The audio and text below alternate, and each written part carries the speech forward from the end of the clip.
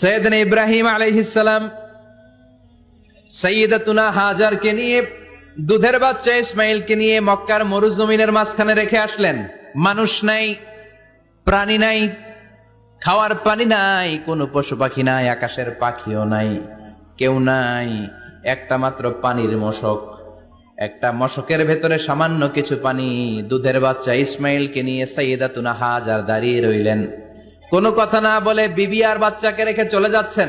চোখের পানি ছেড়ে সাইয়্যিদাতুনা হাজার ডেকে বললেন, ইব্রাহিম একটু দাঁড়াও।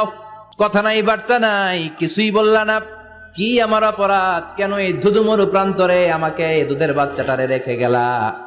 শুধু একটা কথাই জানতে চাইবো, এই যে আমাদেরকে রেখে পাষণ্ডের মতো তুমি চলে যাও, এটা কি তোমার নিজের ইচ্ছায় নাকি আল্লাহর ইচ্ছায়? সাইয়েদনা ইব্রাহিম কোনো কথা না বলে শুধু প্রশ্নের উত্তর দিলেন, বললেন আল্লাহর ইচ্ছায়। কার ইচ্ছায়? নবীরা নিজের ইচ্ছায় কিছু করে না, যেটাই করে করে কার ইচ্ছায়? সাইয়্যিদাতুনা হাজার বললেন, ইযান লা ইউদাইয়ুনাল্লাহ, তোমার ইচ্ছায় যদি আমাদেরকে রেখে না যাও, আল্লাহর ইচ্ছায় যদি রেখে যাও, তাহলে আমার ভরসা আছে আল্লাহ আমাদেরকে নষ্ট হতে দিবে না, আল্লাহ আমাদেরকে কোনো কষ্ট দিবে না।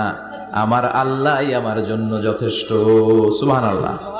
আপনারে মায়েরা যারা আছেন, আপনাকে আর আপনার দুই সন্তানকে নিয়ে আপনার স্বামী সিলেটের হাকালুকি হাওরের মাঝখান দিয়ে রেখে আসছে। কি করবেন? পিছনে পিছনে দৌড়াবেন, গালাগালি শুরু করবেন।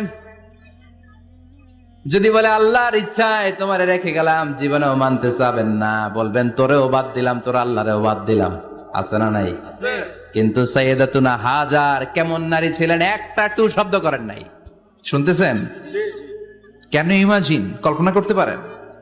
ধুধুমরু প্রান্তর, খাওয়ার কিছু নাই, পান করার কিছু নাই, কথা বলার মতো একটা মানুষ নাই, রৌদ্রের তাপ মরুভূমির বালুর উপরে এমন ভাবে পড়ে। সৌদি আরবের মরুভূমি যারা দেখেছেন, প্রচন্ড বালুর মধ্যে চাল রেখে দিলে চালগুলো মুড়ি হয়ে যায়। ওই প্রচন্ড মরুভূমির মধ্যে দাঁড়িয়ে বললেন, যদি আল্লাহর ইচ্ছা হয়, আমার আল্লাহ আমার জন্য যথেষ্ট।